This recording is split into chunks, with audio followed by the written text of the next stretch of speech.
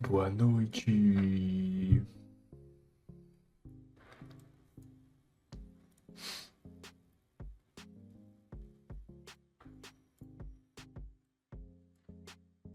Vocês viram? Eu faço tudo. Eu disse assim: eu preciso hoje de uma blusa verde. E eu só tinha essa blusa velha. Tá toda amassada, inclusive. Mas aí, como eu fiz a tradição de seguir cada live com a cor da capa do livro, então eu disse assim: não posso furar agora. Não posso furar agora. Vocês estão bem? Como foi esse mês de leitura? Eu tô meio gripado, então minha voz tá um pouco estranha. Eu provavelmente vou ficar tossindo durante a live, mas estamos aí. Passei o dia ansioso pela live. Eu terminei o livro hoje, vocês acreditam? Eu terminei o livro hoje de manhã. Acho que era umas 11 horas eu já tinha terminado. E eu comecei, na verdade, o livro foi quando? Eu comecei na segunda, mas na segunda-feira eu acho que eu não li nem 100 páginas. Aí eu fui pegar o livro de novo só na quinta. Então, de quinta pra hoje de manhã, eu li basicamente 500 páginas. Acho que foi isso. E tinha muita coisa que eu lembrava desse livro também. Muitas cenas impactantes, muitas cenas marcantes que a gente vai discutir hoje. Eu fiz as minhas anotações de sempre. Uma, duas, três, quatro páginas de bloquinho. E também já vou liberar depois o cronograma de Rainha das Sombras lá no grupo. Obrigado, Lu, pelo resub de 19 meses. A gente também quase nem tá tendo live, de tanto que eu tô trabalhando por fora. Mas muito obrigado pelo apoio. Também terminei hoje pela manhã. Eu imaginei muita. É que esse livro ele é grande, né? Mas é o que tem, é o jeito. Mas ele não é tão grande quanto o próximo. O próximo livro tem 700 páginas. Quase. 744? Acho que é isso. Não sei quanto ficou no Brasil. Vamos ver aqui. Acho que é. No Brasil deve ter ficado 700 e alguma coisinha. Agora, meus queridos, o negócio só aumenta. Daqui pra lá é só tiro, porrada e bomba. Onde ficam as páginas desse livro? 644. No inglês ele tem 689, eu acho. Bastante coisa. Bastante coisa. Isso, 648, na verdade. Pouca coisa de diferença. Estou com a live aberta e as anotações dividindo a tela. Muito bom, muito bom. É porque a live de hoje, diferente do que foi de Coroa da Meia-Noite, a gente tem muitos arcos para conversar, porque esse terceiro livro ele acaba inserindo novos personagens e não dá para abraçar tudo. Então, assim, eu anotei as coisas que eu considero mais pertinentes, os momentos que eu achei mais interessantes, assim, pra gente comentar, mas vocês também podem trazer as percepções de vocês acerca do livro. Eu sei que tem muita coisa para comentar, tem muitos momentos impactantes, tem muita coisa que vai se somando mais pro final e ele é um livro mais lento, assim, né? Se a gente for comparar com o segundo. E é isso. É isso. Eu dei 5 estrelas de novo porque eu amo esse livro. Ele não é o meu favorito por conta de algumas questões que eu tenho, mas eu considero ele uma obra-prima de inserção de personagens novos, de como a gente vai conhecendo mais da magia da história, do universo. E para quem tá assistindo pela primeira vez a live, porque eu sei que tem gente que vai começar a ler participar do projeto só a partir de agora, né? A partir de Rainha das Sombras. Então, quem tá assistindo essa live só pra relembrar as coisas antes de entrar em Rainha, a gente geralmente faz um bate-bola, assim, dos melhores momentos. Vamos conversando sobre algumas coisas mais legais, mas a gente não bate capítulo a capítulo, tá? Porque... muita coisa. Os finais da Sarah sempre são esses fuzuês, né? Se vocês leem ela por muito tempo, vocês vão perceber que o negócio dispara a partir do capítulo 50. Os capítulos ali 50, 55 da Sarah são sempre os capítulos onde acontece uma loucura, um plot twist loucão. E isso acontece tanto em Trono, quanto em Corte, quanto em Cidade da Lua Crescente também. Eu não sei se ela tem alguma paixão pelo número 50, por esse número de 50 a 60 ali, mas é geralmente onde acontece o caos nos livros dela, principalmente nos livros que são maiores. E esses capítulos, eles são pequenos, então, tipo assim, o surto, ele não é um surto que ele leva 7 páginas pra você descobrir, é tipo assim, meio parágrafo e o caos acontece. É assim. Mas enfim, bora lá. Então, o Herdeiro do Fogo é o terceiro dentro do núcleo principal de Trono de Vidro. Ele segue com a história de Coroa da Meia-Noite. Obrigado, Lu, pelos 24 meses. Ele segue com a história de Coroa da Meia-Noite. E, como sabemos, no final de Coroa da Meia-Noite, a gente tem a revelação de que a nossa protagonista, na verdade, é uma outra pessoa desaparecida há muito tempo. E ela vai descobrir mais sobre a vida dela viajando para outro continente, para o continente onde costuma-se dizer que o povo dela se encontra. Então, o terceiro livro começa já com a Celaena chegando em Wanlin.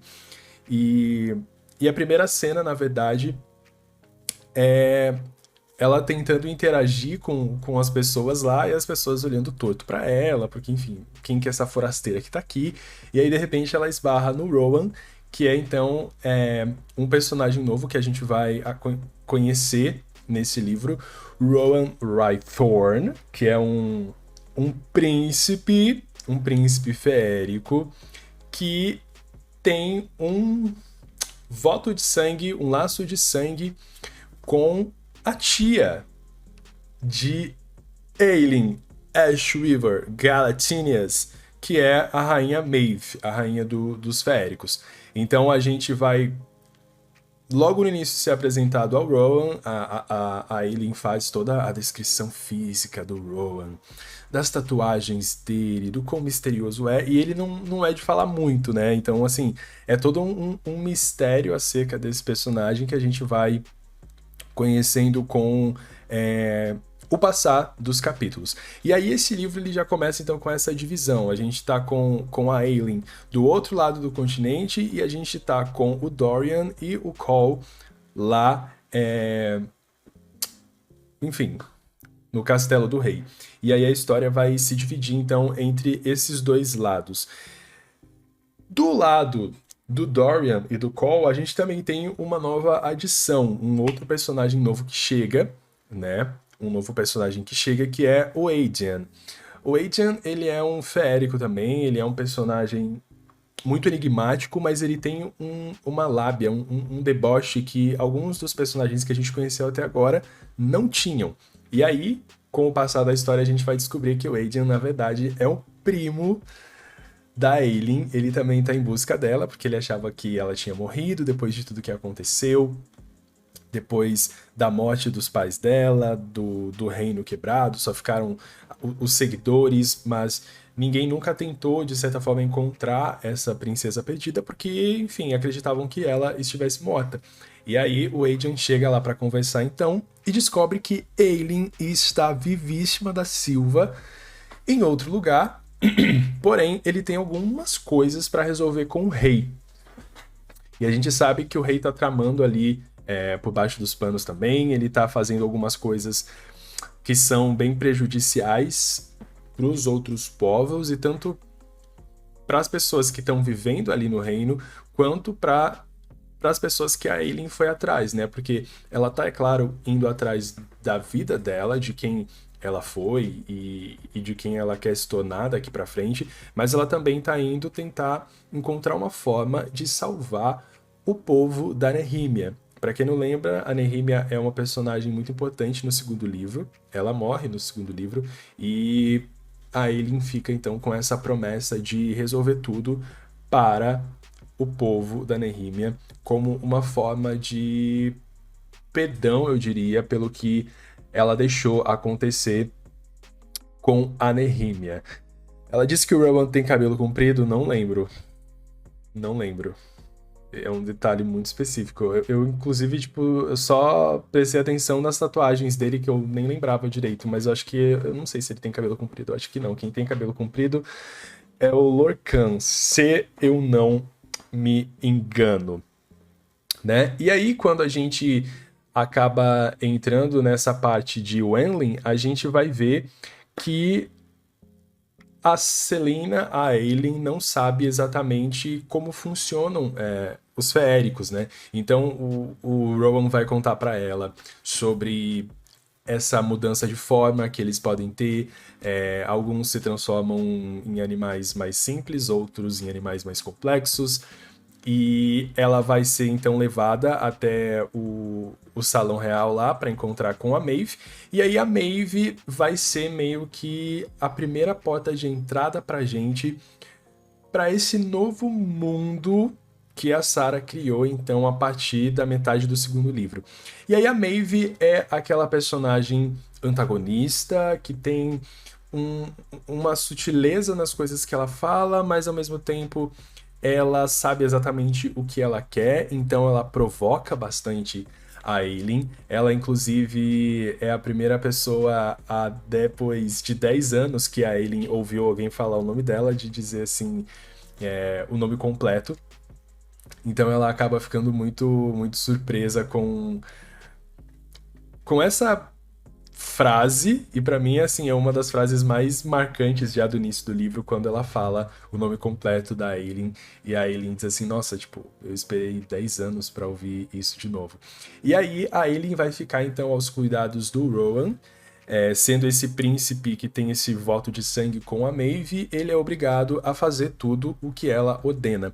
Então ele vai treinar a Ailyn, e aí pra mim já entra uma coisa que eu não lembrava, que me deixou meio surpreso, assim, que um dos primeiros momentos, embates, assim, que a Ailyn tem com o Rowan, ele simplesmente dá um socão na cara dela. Aí eu fiquei assim, o quanto essa toxicidade dos personagens masculinos da Sarah é uma coisa gritante, assim. A primeira interação, né, porque, tipo assim, ele encontrou ela na rua, andando lá, mas ele não trocou muita ideia com ela. Aí, quando ele troca ideia com ela, vai lá diante da Maeve, a Maeve fala o que precisa, o que não precisa fazer. Aí a Ailyn simplesmente debocha dele, ele vai lá dar um murro na cara da garota.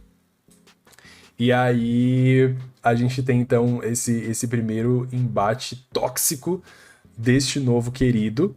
Inclusive o Rowan é um personagem que eu confesso que eu não gosto muito nos primeiros livros, tá? Eu vou gostar do Rowan, eu acho que é no...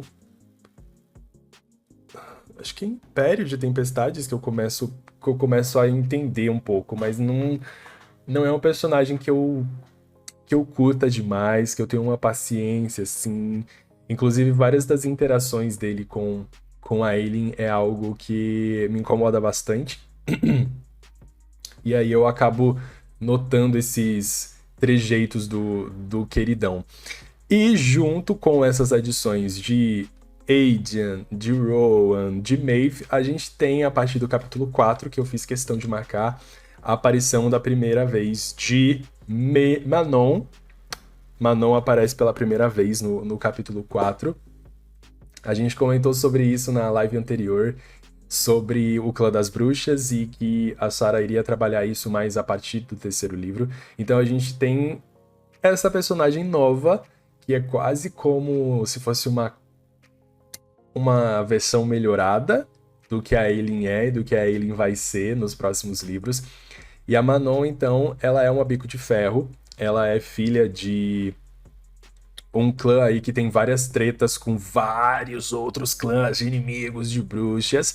E a história da Manon vai ser contada pra gente em paralelo com o que tá rolando com a Ailyn, com o que tá rolando com o Dorian.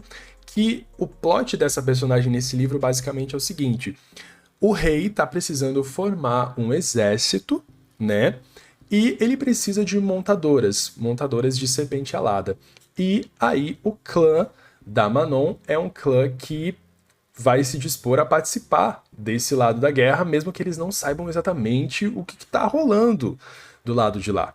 Então elas vão fazer meio que uma competição para encontrar aí quem é que vai liderar essas serpentes aladas, e aí a gente tem todo um ritual de escolha de quem vai ficar com tal e tal serpente, e a gente vê lá a Manon tendo essa dificuldade, porque a maioria das outras bruxas tem as opções de pegar as serpentes aladas que são mais fortes, que são mais robustas, que são mais agressivas, e a Manon acaba escolhendo então a Braxus, que é a serpente alada mais pequenininha, mais descabida ali no meio de todos, mas que ela acredita que sim, pode ser importante para a história dela. Então, esse é o plot da Manon nesse livro, né? A gente não tem tanto desenvolvimento dela, porque ela vai ser mais importante a partir do livro 4. Inclusive, tem um caso muito engraçado, que na época que os livros estavam saindo, muitas pessoas, inclusive, confundiam a Ailyn aqui, nessa capa, achando que fosse a Manon, mas não é. A Manon não tem capa de nenhum dos livros, mas elas têm umas semelhanças interessantes, e esse quarto livro, ele é realmente da Manon, assim, se a gente pudesse dizer que um personagem se destaca nesse quarto livro, é a Manon e também o Dorian, apesar da gente ter uma grande relevância para algo que acontece no final de Herdeira do Fogo e que vai se estender pelo quarto livro, mas de fato existia essa confusão de que era a Manon na capa. Quando o Manon surgiu, eu pensei mais uma de cabelo branco. tem essas coisas também. Outra coisa que a gente vai... Outra coisa, que horror. Outra pessoa que a gente conhece nesse terceiro livro é a Sorcha. Ela é uma personagem que entra lá pro núcleo do Dorian e do Cole. Então ela tá envolvida no castelo. Ela tá... sei lá, tramando algumas coisas, porque no início a gente vê mais como uma pessoa que tá há muito tempo no castelo, mas que ninguém lembra do nome, e você pode até não colocar alguma coisa, algum peso em cima dela, né? E aí depois a gente vai vendo essa aproximação dela em relação ao Dorian. O Dorian, ele tá muito distante do que ele foi nos primeiros livros, então você vai ver que algo tá acontecendo com ele, mas não se sabe exatamente o que tá rolando com o queridão, né? A gente não sabe o que tá rolando, mas tem ali algumas nuances de, tipo assim, umas conversas que dão a entender que ele tá meio deslocado, que ele não tá se fazendo muito presente em algumas coisas. Aí ele acaba agindo por impulsividade em relação à Sorcha, ele tá tendo como eu vou dizer, é como se ele estivesse sendo deturpado ali na frente dos personagens, porque o Dorian, ele é apresentado desde o início pra gente como um príncipe, mas aí chega nesse terceiro livro e a Sarah quebra essa perspectiva de que ele é este príncipe perfeito, que na verdade acha que pode mudar alguma coisa, mas é totalmente controlado pelo pai. E aí o rei, nesse terceiro livro, também acaba sendo bastante presente, porque ele vai ter uma conversa com o Aedion, já que eles têm esses limites territoriais, eles têm essas batalhas travadas entre um lado e o outro, e o que cada um vai fazer nessa possível guerra. O queridão do Dorian tá ali metido sem saber exatamente o que fazer. E aí o livro vai então acontecendo e a gente tem essa divisão dos dois lados. O que a gente mais vê nesse livro, e que eu acho que pode ter deixado algumas pessoas irritadas, talvez, mas pra mim é algo que faz muito sentido e eu gosto bastante, é que ele é um livro que funciona como se fosse um segundo livro. Porque em segundos livros você geralmente espera algumas transições, batalhas acontecendo com mais frequência, mas aí a personagem também se descobrindo um pouco mais, expansão de mundo. E aí nesse terceiro livro a gente vê a Aileen e o Rowan treinando muito. Então esse terceiro livro ela treina o tempo inteiro, é o que ela faz. E aí ela tá tentando descobrir que tipo de magia que ela tem. Na verdade eles sabem a magia que ela tem, né? Que ela pode dominar e controlar a chama. Mas ao mesmo tempo, por ela ter passado tanto tempo presa a este mundo e sem o uso dos poderes dela, ela não tem domínio. Então o que o Rowan tá tentando fazer é com que a Selena simplesmente jogue pra fora esse poder dela. Só que o poder dela é extremamente destrutivo, não só para as pessoas ao redor dela, como para ela mesma, né? Eles falam muito não sei como, eu não lembro como ficou em português, porque eu li no inglês aqueles, né? Mas fala muito do burnout, né? Da exaustão dela. E aí tem até um momento nesse terceiro livro que ela chega a esse nível de exaustão onde ela simplesmente usa tudo que ela tem dentro dela e, enfim, acontece o que vocês puderam ver. Então a gente vai descobrir mais da magia da Aileen, e eu acho que é uma magia muito bonita, porque aí quando a gente começa a conhecer mais sobre esse dom dela, a gente vai descobrir o passado dela, né? A gente vai descobrir como é que ela foi, como é que a família dela morreu, o que que ela estava fazendo, como que eles conseguiram fazer com que ela se salvasse, como é que ela chegou até as mãos do Arroben. Então, esse livro ele volta muito pro passado também, né? Ele dá muitos, como eu digo, muitos flashbacks pra gente do que aconteceu, a relação da Aileen com a mãe dela, chamando ela de Fireheart, né? Coração de fogo. Eu acho esses trechos nesse livro muito bonito. Então é um começo bastante lento, um meio mais fixado em descobrir um pouco da magia dela, e aí quando chega lá pertinho dos 60%, aí o livro começa a correr, porque a gente tá vendo algumas coisas acontecendo ali no meio, né? Porque conforme a Aileen vai tentando descobrir a magia dela, ela também vai despertando alguns sonhos, algumas coisas que estão acontecendo ali e que deixam ela muito confusa. Inclusive, uma das minhas cenas favoritas é uma das cenas que ela tá na floresta com o Rowan, e aí ela acaba tendo essa espécie de memória, e aí alguma coisa começa a falar com ela, e aí o Rowan fala assim pra ela que ela precisa se transformar de uma vez, e aí a gente conhece mais criaturas desse mundo, que são os troca-peles, né? Eu acho que foi traduzido assim na versão em português, não lembro direito, mas que são as criaturas que ela encontra na floresta e que ela precisa se transformar de uma vez ou eles vão acabar com a raça dela.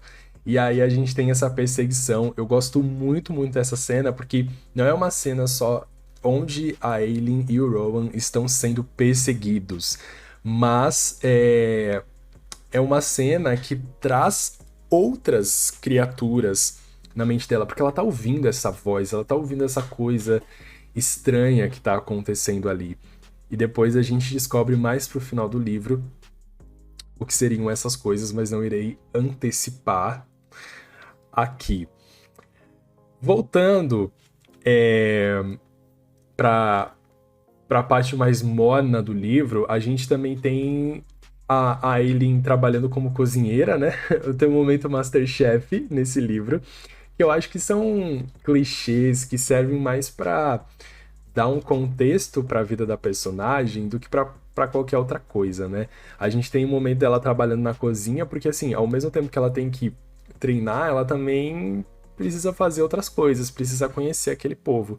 E aí o Rowan coloca ela para trabalhar lá com o Luca e com, enfim, Emrys e tal. E é muito engraçado de, tipo assim, como ela tenta se encaixar nesse mundo e ela não fala o nome verdadeiro dela, né? Ela não fala como ela se chama. Ela usa o nome que a Nehemia deu pra ela. E E aí, quando a gente vai conhecendo mais essas outras pessoas, a gente vai vendo um pouco mais desse mundo, né? Eu acho que é uma saída muito legal que a Sarah faz, de tipo assim, não colocar as explicações do mundo tão jogadas a ponto de, tipo assim, encher o leitor de tudo o que ele precisa saber sobre o mundo naquele momento. Não, ela faz de formas muito sucintas.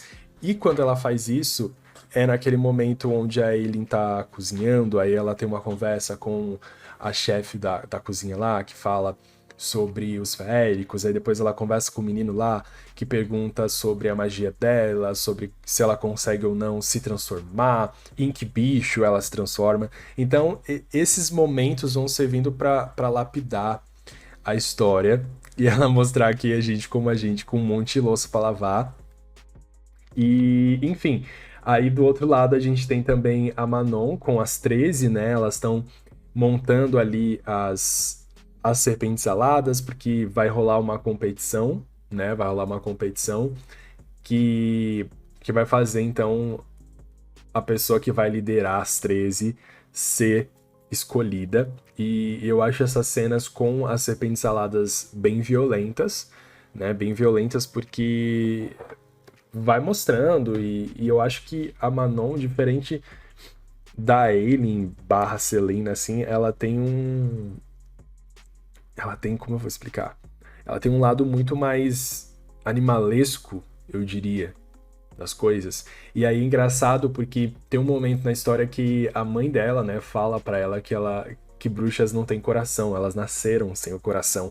Mas ainda assim, a Manon tem esse coração mole, né? Ela tem esse jeito muito sensível de ver as coisas, tanto que ela acaba optando pela serpente alada mais fraca, porque ela acredita que ela pode se tornar e ser a mais forte, e de fato a Abraxos acaba sendo tão forte quanto todas as outras. E a outra coisa que eu queria falar, você sangra azul, exatamente, é que o Adrian descobrindo sobre a Aileen estando lá com a Maeve abre pra gente uma coisa que eu acho que todo mundo já esperava, né? Porque, tipo assim, a gente sabe que existiam então essas duas irmãs, uma das irmãs matou a outra e a outra ficou lá com o quê? Com o trono dos feéricos. E aí, quando o Adrian descobre aonde que a Aileen tá, ele fica assim, não, como é que ela tá aonde a Maeve está? É óbvio que a Maeve quer todo o poder de Aileen Galatinias. É óbvio que a titia Má vai querer.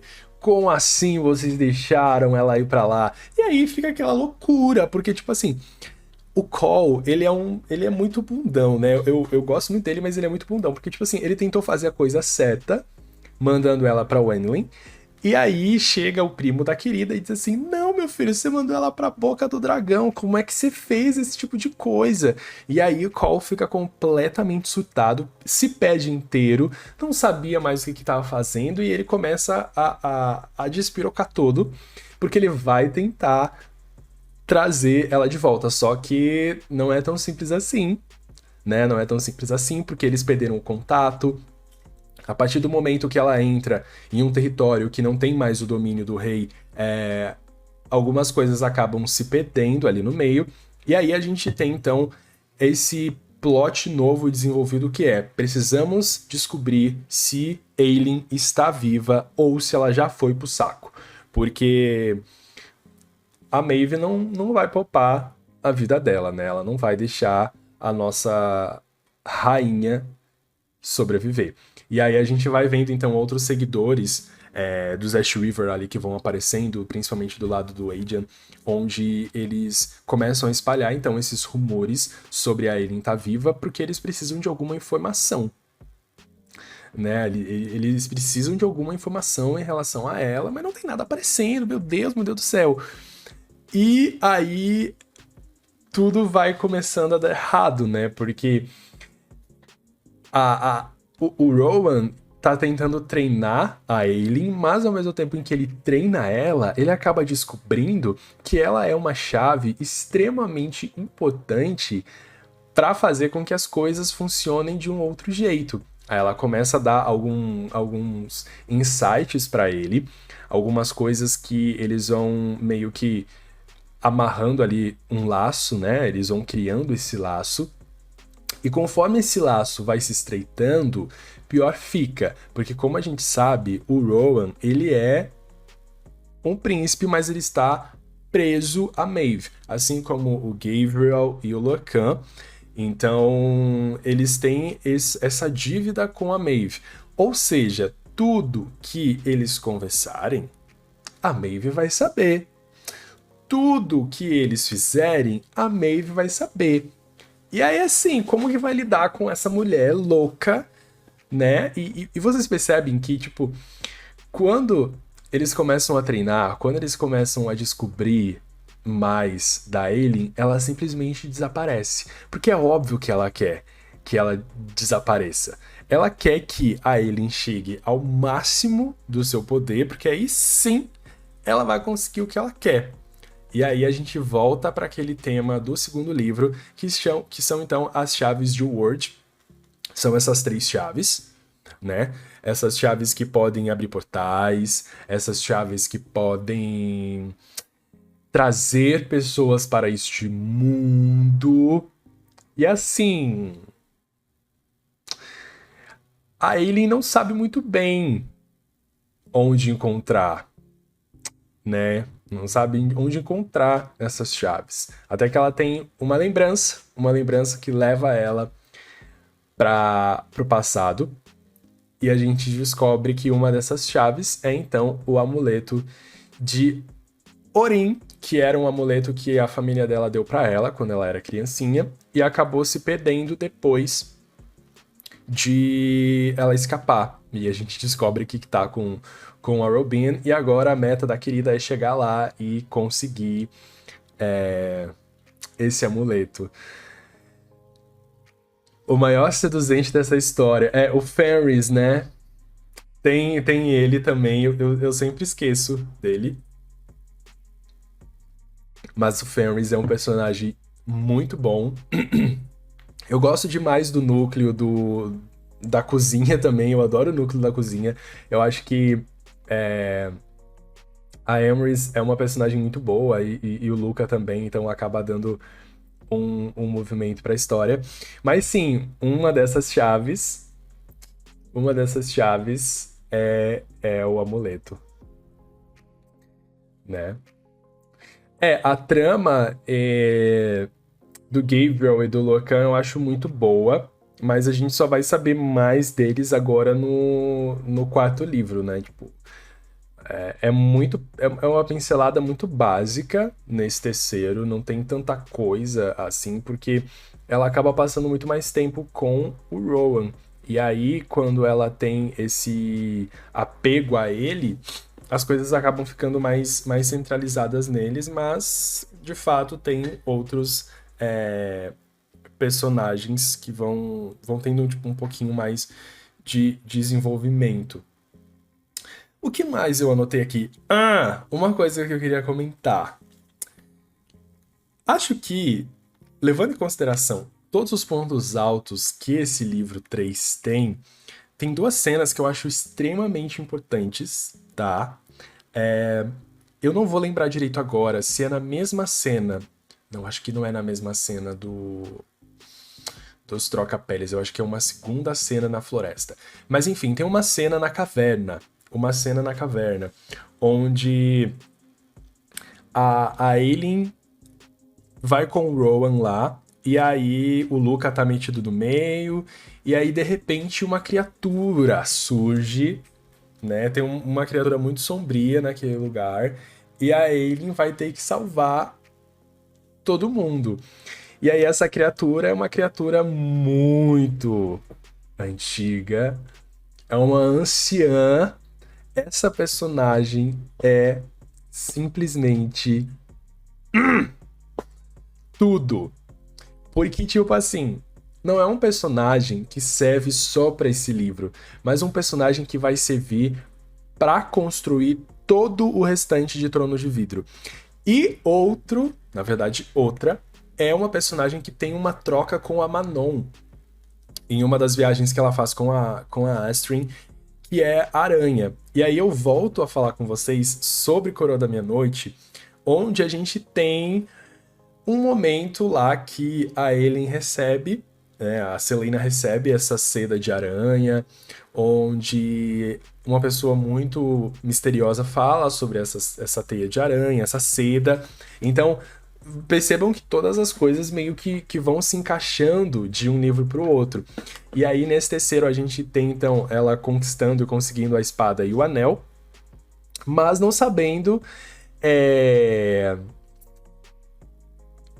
Não sabendo exatamente o que é. Mas sim, esse ser da caverna...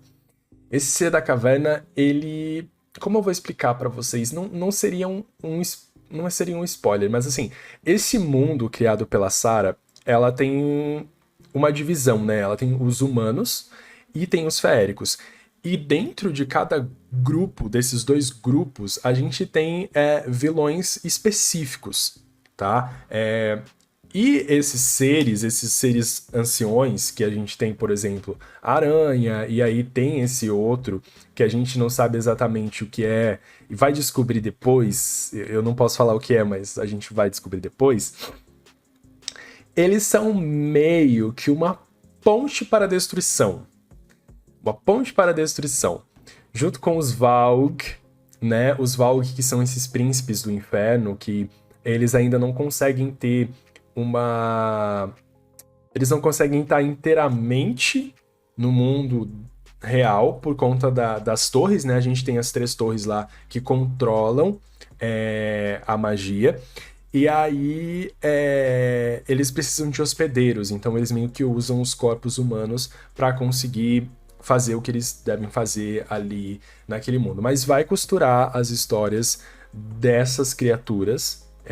Elas são importantes demais, principalmente. Eu acho que agora no 4º livro a gente vai saber mais. Não, 4 e 5º. 4 e 5º. Tá, o 4 e 5º a gente vai saber o que é. É nessa cena que ela paralisa de medo. Eu acho que é porque ela não consegue usar o poder dela.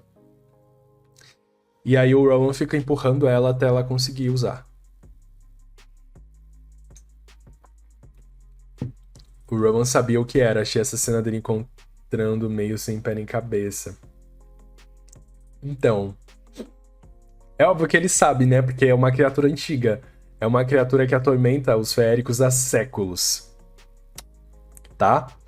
E quem já leu Corte vai fazer a conexão.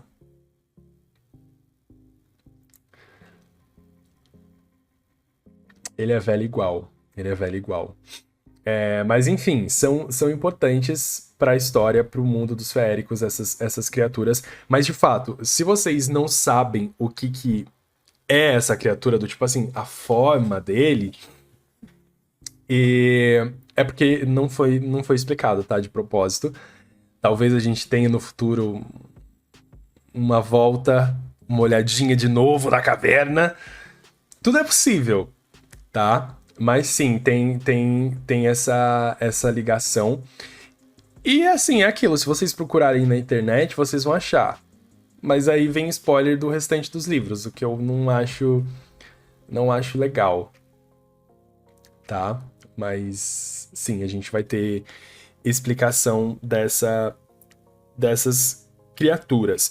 E outra coisa que é legal de falar também é que neste livro a gente tem a primeira vez onde ouvimos falar sobre parceiros, sobre todo feérico, toda princesa feérica, enfim, ter o seu correspondente, né, o seu parceiro, num laço de sangue, uma pessoa que vai ajudar e vai estar ali pra vida toda. E aí a Aileen fala simplesmente do call e tal, aí é um momento meio... Um momento que tipo, você fica assim, meu Deus, querida. Mas, sim, Fernanda, tem. É... É o momento onde a gente ouve falar que os feéricos, então, têm os seus parceiros. E a Aileen talvez esteja em busca do seu, ou não saiba ainda se quer um parceiro, mas para ela conseguir governar Terra-Sem de novo e formular os exércitos dela, ela vai precisar ter este parceiro ao seu lado. Então é um dos primeiros momentos, porque essa questão da parceria, ela vai se tornar mais forte nos próximos livros, tá? É um ponto onde Trono de Vidro começa a puxar o lado do romance, o lado da sedução ali. Então é um alerta, tá? Porque, tipo assim, o que a gente teve nos 4 livros contando de contos junto até agora são flertes, tá? São flertes. E estes flertes, eles não estão em nada, né? Não teve nada assim, tipo, uau, ali no meio. E aí, agora isso vai ter uma influência muito grande na história, tá?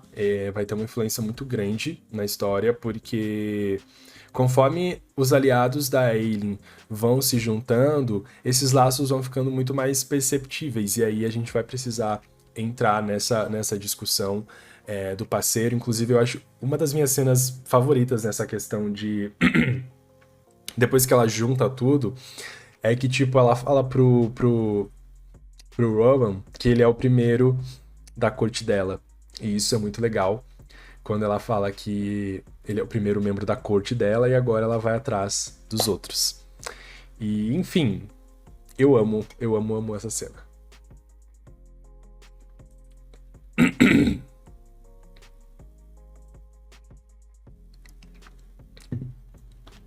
Que mais eu anotei aqui? Nossa, eu anotei muita coisa, peraí.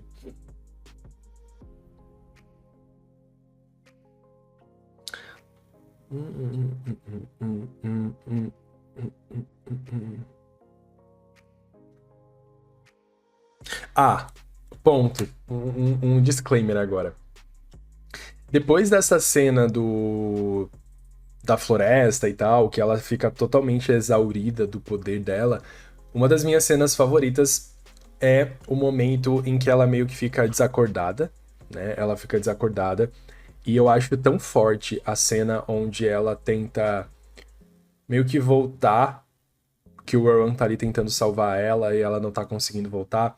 E ela vê todas as pessoas que ela perdeu na vida dela, todas essas pessoas falando pra ela, tipo, se levanta, e ela vê ela mesma, né? A gente não tem ali se é a Aileen de agora, se é a Aileen do passado ou a do futuro.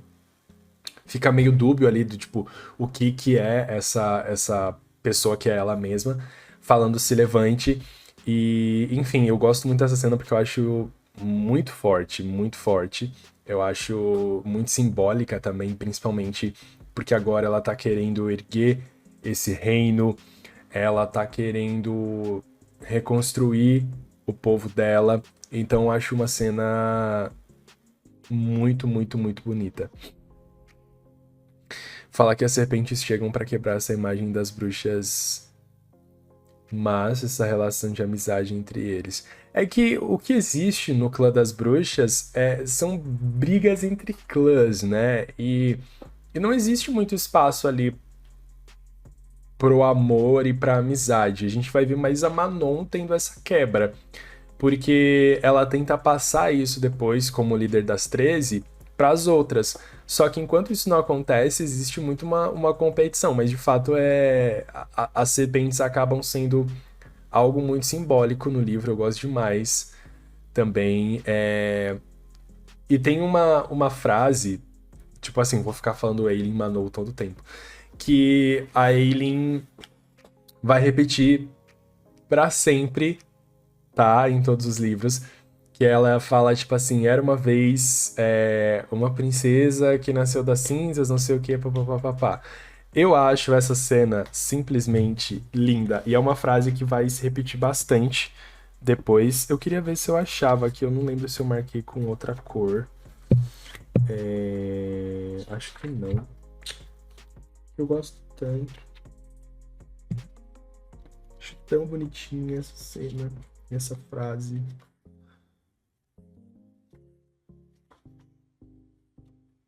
Juro, cadê? Mas vocês sabem qual frase eu tô falando, né? Vocês sabem qual cena eu tô falando.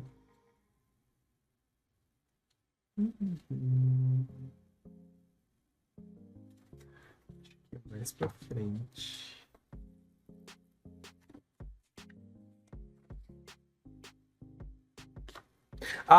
Inclusive passei por um trecho aqui que a Aranha fala pra Manon, né? Que elas são irmãs, que elas supostamente seriam irmãs, eu e você, duas faces da mesma moeda, feitas da mesma matéria escura, sisters, irmãs em espírito e não. Ou seja, tem tudo de bom nesse livro. Não tem uma coisa ruim. Não tem uma coisa ruim. Cadê a frase, gente? Eu não vou achar, cadê?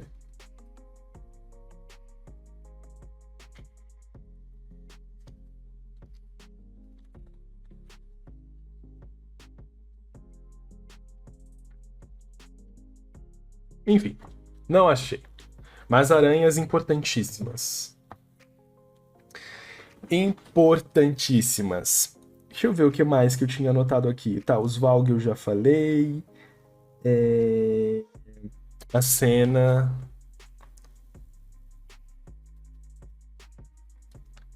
Ok.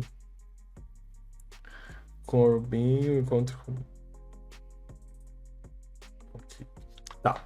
Aí depois de tudo que rola nessa cena da floresta, a gente tem a hora da Aileen voltar pra casa, voltar lá pro castelo da Maeve, já com o anel e com a espada e com as verdades que ela precisa. Porque a Maeve falou pra ela assim: você só vai receber a resposta que você precisa do que são as chaves de Word quando você estiver pronta. E aí ela faz e passa por esses testes com o Rowan e ela volta lá então pra cobrar essa resposta. Porque, enfim, ela já descobriu que o amuleto é uma dessas chaves, então esse amuleto ela sabe onde encontrar, ela vai voltar lá pra Forte da Fenda, vai tentar pegar com o Arobin, com o líder dos assassinos. E aí ela chega lá e fala assim pra Maeve: e aí, minha amada, passa aí as respostas pra mim. Aí o que a Maeve fala? Ai, o que você está falando? Não sei nada do que você está falando. É óbvio que ela ia se fazer de sonsa. Era óbvio que ela ia se fazer de sonsa. Porque ela tem as respostas há eras, séculos. E aí, quando a gente vai descobrindo, então, essas coisas, uma das primeiras coisas que ela fala é sobre os Valg, né? Que eles são essas criaturas basicamente indestrutíveis, que precisam de um hospedeiro nesse mundo. E aí é engraçado como a Sarah faz esse jogo de palavras, porque logo no final de Herdeira do Fogo, quem recebe um colarzinho e agora é hospedeiro de um príncipe Valk? Ele mesmo, o nosso querido e amado Dorian Havliard. Essa cena é muito boa porque o velhão tava macumunado lá com os príncipes Valk. Tava macumunado. Então, assim, é óbvio que ele ia usar a arma mais forte que ele tem, que é o filho, né? Que já despertou a magia, pra fazer todas as coisas. E aí, a Aileen tá lá, assim, não, porque a gente precisa das respostas. E aí ela vai descobrindo mais, então, sobre essas chaves de Word, né? De que, tipo assim, elas não são boas, mas elas também não são completamente ruins. Depende muito de como você usa. Depende muito de como a magia se entrelaça nessas chaves.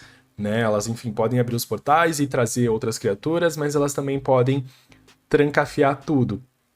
Só que ela vai precisar antes fazer o quê? Trazer a magia de volta para o reino. E aí, então, diante disso tudo, ela acaba tendo um momento onde ela precisa saber mais e a Maeve não fala mais para ela. E aí ela percebe, a Maeve percebe essa ligação que tá rolando entre o Rowan e a Ailyn e ela tortura o Rowan na frente da Ailyn a ponto de, enfim, ficar todo mal, todo zoado. E aí a Ailyn tem a brilhante ideia de, tipo assim, mostrar o anel que ela conseguiu. E aí a Maeve fica tipo assim, onde você conseguiu este anel, minha querida? E enfim, ela faz então essa troca da Maeve destruir esse laço de sangue que ela tem com o Rowan em troca deste anel que é muito importante. É aquela velha história. Tudo por amor, tudo dá errado. Tudo dá errado. Mas ela troca.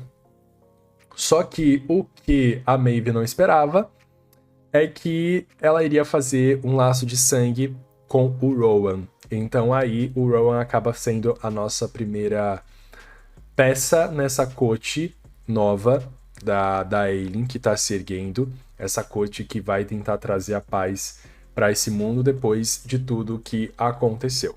E aí a história vai se fechando, né? Então a gente já tem esse núcleo da Manon virando líder das 13 com o Abraxos, descobrindo que ela vai para outro lugar porque o rei precisa que outros lugares sejam dominados, então ela já vai para outra cidade e a história dela se fecha ali, não tem grandes reviravoltas, não tem nada muito complexo.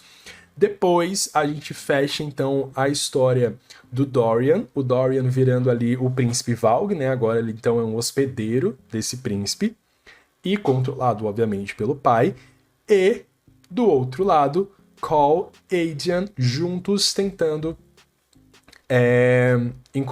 encontrar a Ailyn, porque, tipo assim, precisam avisar ela de que, tipo, tudo tá ruim, não volte pra cá. Só que, do outro lado, a querida já tá voltando, porque ela quer a chave, né? Primeiro é isso, ela quer a chave, mas ela também quer salvar as pessoas que ela ama, porque ela precisa avisar o que o rei tá fazendo. Né, o que o rei tá fazendo ali e que provavelmente o Cole não sabe, o Dorian não sabe. E aí a gente vai ter então este encontro no final do livro de todo mundo indo para lugares opostos, onde muita treta pode acontecer, tá? E é legal de ver que nesse livro as coisas não pendem tanto para um lado de, como eu vou dizer, tipo, tão romântico, mas para um lado mais violento das coisas, né? Teve os massacres nos campos com os escravos também, né? Que, tipo, ela descobre depois que... Ela não, o Cole descobre depois que, enfim, o rei matou as pessoas que a Nehemia e que a Ailyn tava tentando salvar, e aí começa todo mundo a ficar preocupado, né? Então, esse terceiro livro ele se encerra desse jeito, né? Com uma esperança de que algo muito ruim tá acontecendo e que, assim, talvez não tenha jeito de salvar nada. E aí o livro acaba, né? O livro acaba. Eu gosto muito dos dois últimos capítulos, porque o penúltimo capítulo, ele é um capítulo muito enigmático, né? Porque só fala lá que o sol tá nascendo, douradíssimo, assim como a capa deste homem, que é um homem sem juramento, um homem sem qualquer. Como fala isso? Juramento e sem nenhum lugar no reino, mas ele tem ali a sua capa e a sua lâmina. E muita gente, tipo, não saca quem que é essa pessoa, mas eu acho que vocês entenderam quem que é essa pessoa. Que é simplesmente o Cole indo atrás da Ailyn. né? E aí vai rolar em algum momento esse encontro ou um desencontro? Um encontro ou um desencontro? Nos resta ler A Rainha das Sombras pra descobrir. Mas eu acho esse final muito bom, muito interessante. Não é como se a Aileen tivesse ainda um completo domínio sobre a própria magia, mas também não é como se ela fosse uma boba e não soubesse o que está fazendo.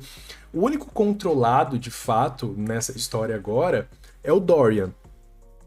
E aí a gente vai ter algumas coisas relacionadas a ele, enfim, no próximo livro, que talvez deixe algumas pessoas nervosas, impacientes, tristes. Não sei. Não sei, a gente aguarda pra ver. Mas eu acho que das minhas anotações eu fiquei até surpreso que eu consegui falar tudo isso em tão pouco tempo. Porque é muita coisa que rola nesse livro. É muita coisa que rola nesse livro.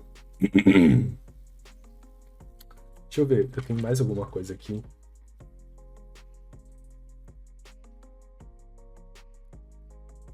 O anel, a Sorcha morre, né? A gente esqueceu da querida. A Sorcha morre, o rei passa a faca no pescoço da querida. A cena ela diz que a gente descobrindo que ela é, então essa. Enfim, essa. Traidora. Não essa informante, né? Essa informante ali. E. E eu acho muito boa essa cena porque o Dorian tava completamente apaixonadinho, totalmente caidinho por ela. E aí vem o rei e diz assim: aqui não, minha filha. E passa a espada no pescoço dela.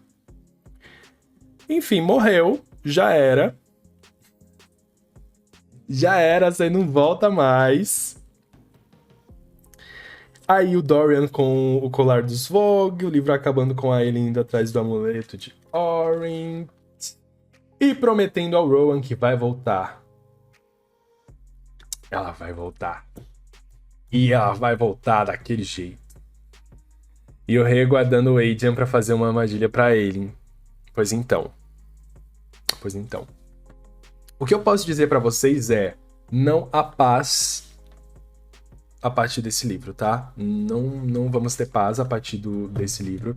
Acabou a brincadeirinha, acabou os sorrisos. A partir de agora é só sofrimento, dedo no nariz e gritaria.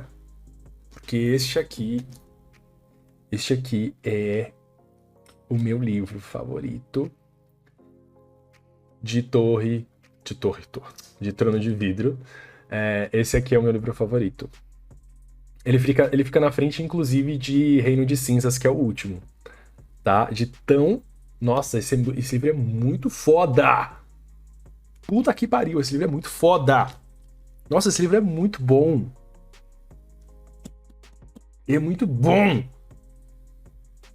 Muitas revelações. E é tipo assim, cara...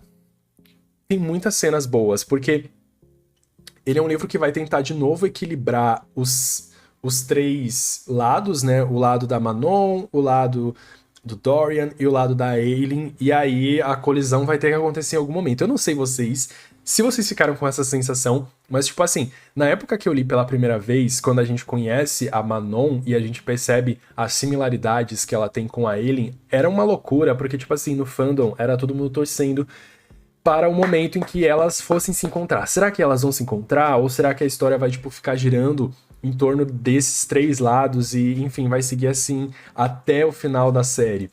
Então é muito bom de ver como as coisas vão se alinhando até a gente ter um ápice dentro de Trono de Vidro, que eu tô muito empolgado para vocês surtarem comigo, mas assim, esse livro é muito bom. Rainha das Sombras é um livro que ele é muito violento, tem umas cenas muito violentas, tem momentos que, tipo assim, se você odeia tal personagem, você vai ficar com muita pena, você vai ficar muito triste. Esse livro tem muitas coisas ruins, tá? Muitas tretas ruins, e ele é bem cheio de cenas de ação. Mas ele demora também um pouquinho Pra pegar o ritmo, né? Por ele ser um livro de 700 páginas, quase, as coisas vão começar a se acelerar lá a partir da 100. Então ele é um início mais lento, porque, enfim, a Aileen tá voltando, tá pegando o barquinho, enfim, tudo isso. Você viu que citaram a Ansel nesse livro também? Eu confesso que eu nem lembro se eu ouvi o nome dela. Mas eu imagino que sim, né? Porque ela tem depois um papelzinho ali, uma coisa aqui, já que, enfim, nos contos cita, mas eu acho que eu não me apeguei na citação dela. Mas é legal de ver, né, que, tipo, os contos, eles não são desperdiçados na história. Tipo, eles vão ter um fundo de importância em todos os livros. Então, eu acho legal. E pra quem odeia a Robin Hamel, se prepare. Putz, essa cena é muito icônica, cara. É muito icônica. A Aranha que comentou com a Manon sobre o deserto que ela tomou o trono. Ah, verdade. No deserto vermelho, né? Lembro. Ela quase nem fala assim, é Ansel e tal, mas fica meio subentendido, né? Pra quem leu, faz essa ligação. Tem alguma coisa que eu não comentei que vocês gostariam de comentar? Eu acho que eu consegui abraçar tudo. A gente tem, claro, coisas mais pequenas na história. Mas as maiores, assim, eu acho que eu consegui pegar tudo. Eu tô muito feliz. Nossa, esse terceiro livro foi tão bom de ler. Fica tão bom de ler. E engraçado que pra mim agora nenhum livro baixa de 4 estrelas. Nenhum livro baixa de 4 estrelas. É muito bizarro. Agora, tipo assim, cresce. Preciso de uma morte muito lenta pra ele. Será? Será se vai ter, Renata? Pois aguarde alguma coisa vindo aí. Esse quarto livro também traz personagens novos, tá? Eu tô doido pra comentar com vocês sobre um personagem específico que tem um papel muito importante nesse livro e pra mim, assim, é uma das cenas mais incríveis desse quarto livro. É muito legal. Muito legal. Eu lembro que na época que eu li pela primeira vez e a cena aconteceu, eu simplesmente dei um grito no meu quarto. Que a minha mãe ficou completamente assim: meu Deus, menino, o que está acontecendo? Eu gostei de saber mais sobre a mãe da Ellen, que o Hermes... Ah, sim. Tem muita coisa com a mãe, né? E vocês notaram, assim, vou deixar uma dúvida para quem tá lendo pela primeira vez. Vocês notaram que a nossa querida Helena quase não apareceu nesse terceiro livro? Onde está Helena? Por que este sumiço da vida de Aileen? Vem aí. Algo vem aí. Algo muito intenso vem aí. A safadinha sumiu. Então, assim, coisas acontecendo.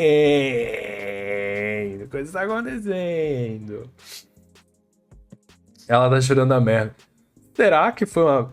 Eu amo esse... enfim. Me recompor aqui, que tem umas coisas que eu sei. Umas fofocas que eu sei dos próximos que... Melhor guardar. Mas, ó, vai ter muito mais do Rowan nesse quarto livro. O Locan também. Quem mais? Cal ganha muito espaço no quarto livro. Então, assim... Se vocês não gostam dele, só lamento. Vai ser uma dor, um ódio que será passado nesse quarto livro. Quem mais? A gente vai ter que ter a gente vai ter que ter a Aileen esbarrando no Arrowbin também, né? Porque ela tá indo lá atrás do amuleto. Mas é isso. A corte de Terra 100 vai começar a se formar e a gente vai descobrir aí quais serão os novos membros desta corte. E é muito bonito, tá? É muito simbólico a forma como cada um desses membros vai se juntando. E não esquecendo que tem uma promessa, né? Esse quarto livro, que é a magia voltar ao reino. Então tem muitos plots, muitos lados, muitas coisas para acontecer. Vai ser é por isso que eu digo, esse livro tem 700 páginas, é um tiro, porrada e bomba. Pensa, tem que encontrar o amuleto, tem que derrubar as torres, tem que salvar o Dorian, aí tem que tentar descobrir outros aliados para formar a corte. Aí a Manon tá indo para outro lado. O que ela vai encontrar lá? Será que Manon vai encontrar uma pessoa conhecida? Uma pessoa que está sofrendo? O que será que vai acontecer? Tem o Adrian, tem esse queridão aí também, tem muitas coisas. Meu Deus. Ai, que loucura. Ai, que loucura. Como diria Narcisa, ai que loucura, ai que badalo. Pra quem tá lendo pela primeira vez, deve estar sendo muito bom, porque vocês estão lendo tudo de uma vez, né? E na minha época, eu tinha que ler muito espaçado, então era sofrimento. Muito obrigado, Renata, para Beth Betânia, o seu sub. Tem coisas pra explodir, tem um lixo que a gente vai... Nossa, tem um homem lixo nesse livro que a gente vai conhecer. Meu Deus. Se vocês pensaram que os lixos já tinham sido apresentados, é porque vocês ainda não o conheceram. Mas a Manon vai fazer questão de nos apresentar. Enfim, por hoje é isso. Por hoje é isso. Espero que vocês tenham gostado do livro, que vocês tenham se empolgado pro próximo, tá? Aqui, ó, deixo a minha palavra. O quarto livro é o maior da série, olhando para a câmera, para os seus olhos que está me assistindo. Tá? O quarto livro é o livro. Sarah nunca vai conseguir fazer nada melhor que Rainha das Sombras. Não falo Reino de Cinzas, porque Reino de Cinzas era uma conclusão, então já era esperado que fizesse. Se não fizesse, aí ia ser péssima. Mas dentro de um fluxo narrativo ali de construção de mundo, nossa, o quarto livro, pelo amor de Deus, impecável, impecável, impecável, tá bom? Depois eu solto o cronograma lá, mas provavelmente a nossa live de discussão vai ser em 6 de maio, com possibilidades do dia 13. Mas eu quero que seja no dia 6, porque os próximos livros são ainda maiores, e senão a gente vai ficar 2023 inteiro lendo Trono de Vidro e eu não tenho essa vida toda, não. Então, ó, pode começar amanhã já, Rainha das Sombras, que amanhã é dia 9. E aí vocês vão manejando, só não esqueçam, não vai deixar pra última semana quem lê mais devagarinho e tem que organizar com a vida de trabalho e tal, porque é um senhor livro, tá? E, enfim, 640 páginas. É uma loucura. Eu também devo começar já já. E agora que eu tô no último, quero voltar pra Rainha da Sombra só pra comentar muito lá no grupo. Pois volte, Pitasco. Volte. Tem muita coisa que, inclusive, vai se desenvolver lá no último, puxando de rainha. Talvez seja legal você ler. Tá bom, então? Um beijinho. Boa Páscoa pra vocês. Bom domingo. Bom domingo. E comecem a leitura desse livro de uma vez. Tá bom? É isso. Obrigado pela companhia em mais uma live, em mais uma leitura da Maioral. Tá bom? A gente se fala por aí. Qualquer dúvida, mandem lá no grupo, qualquer coisa que vocês quiserem comentar. Eu sei que vocês não comentam muito sobre o livro em específico no grupo, mas vocês sabem que vocês podem, quando vocês estiverem lendo. É só ter vontade de mandar lá.